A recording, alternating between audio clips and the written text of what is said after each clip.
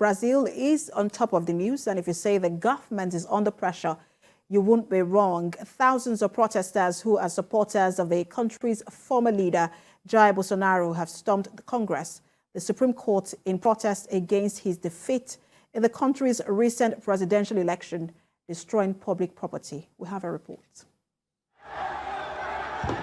Africa is not alone in the struggle for peaceful leadership transitions.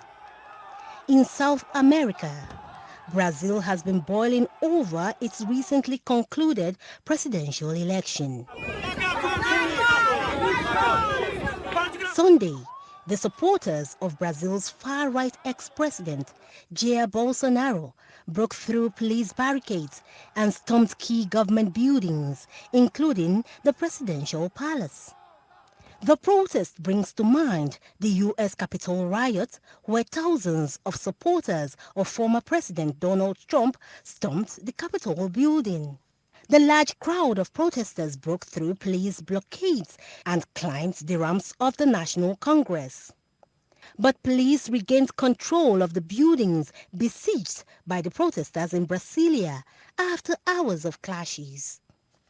The supporters of former President Jair Bolsonaro also attacked a journalist who was accompanying the dismantling of a camp set up by the protesters. Arriving in the city, President Lula da Silva toured the Supreme Court building to see the damage done to public property for himself. He described the riots as barbaric and said arrested protesters will be punished. The French president, Emmanuel Macron, is among leaders saying to Brazil's President Lula da Silva that he is not alone at this time. Brasilia's civil police says at least 300 people have been arrested in connection with the protests.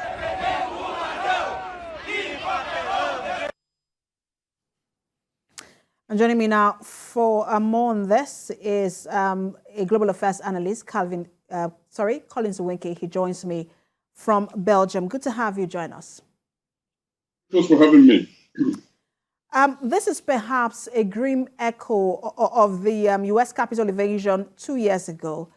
All through, just before the election, all through the election and after the election, we have seen former President Jair Bolsonaro replicate, and his supporters actually replicate the Trumpist movement.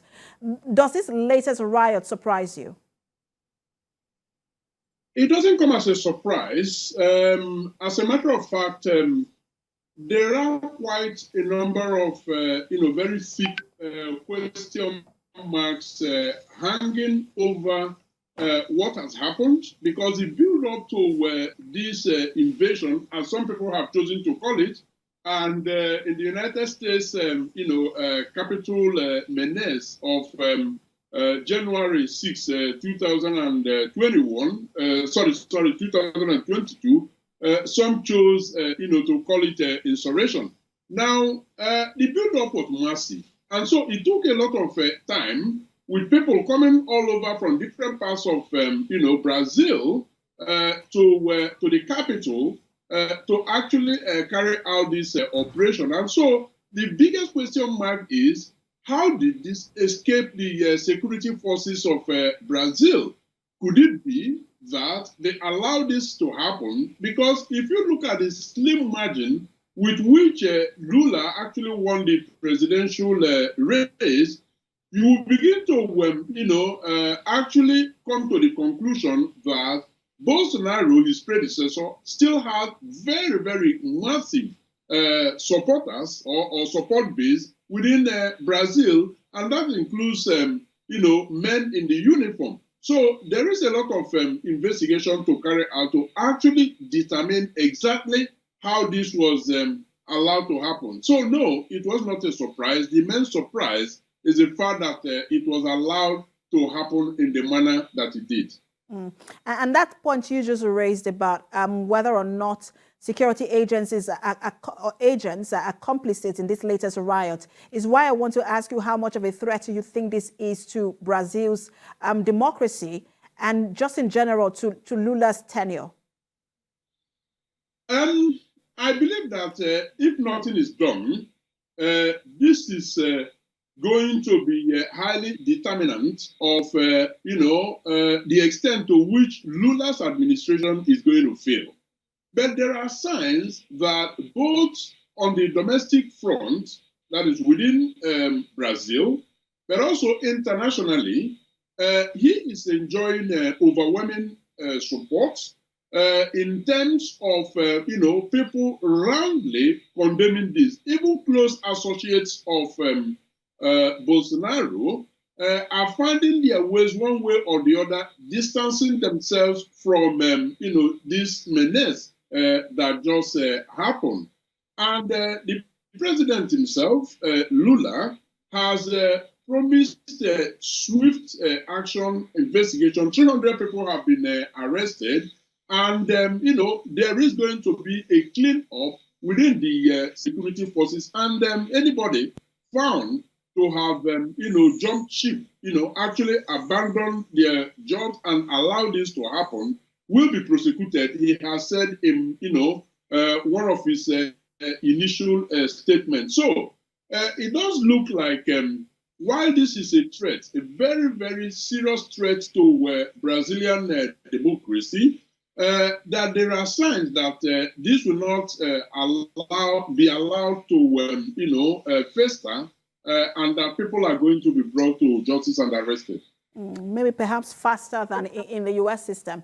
But while this is not going to be allowed to fester, but let's just talk about this globally. Do you think that perhaps this is now a playbook that will be used by far-right leaders who contest elections and lose? This thing about or deny the election and then insurrection follows? Fantastic question, Precious. Yes, there is an international part of it, one that is actually worrying. This started with Trump in the United States of America.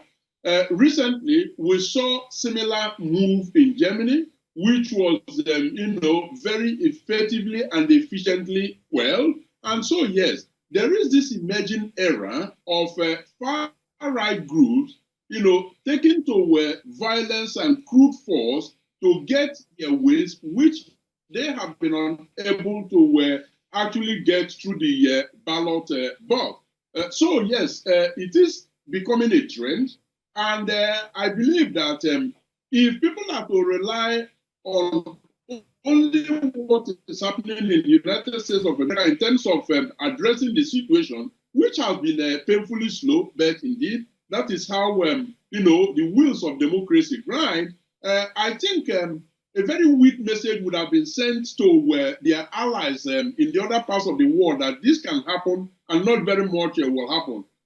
One would expect or hope that Brazil's case will be different because once a swift action is taken, it will be part of sending a strong message to the international allies, the far-right international allies, that there will be consequences for such crude force. And we hope we see the consequences, because one of the things, it might just be political rhetoric, but we heard it during President Biden's speech, and we heard it during President Lula's speech as well, where they say, look, we are going to be president for all, and then we're going to ensure that everyone has a seat at the table.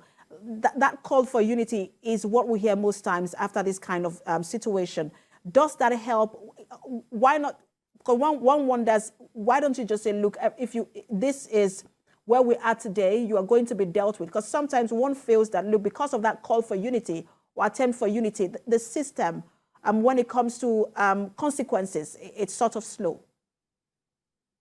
I agree with you totally, Precious. What is bad and has got to be condemned in no uncertain terms. And I believe that one way or the other, this has happened. But at the same time, I think it is, politically expedient to actually send a message to the offenders and, their supporters that if you turn a new leaf, there is still a place for you in the table. Because don't forget, we are talking of nearly half of Brazilians that supported Bolsonaro.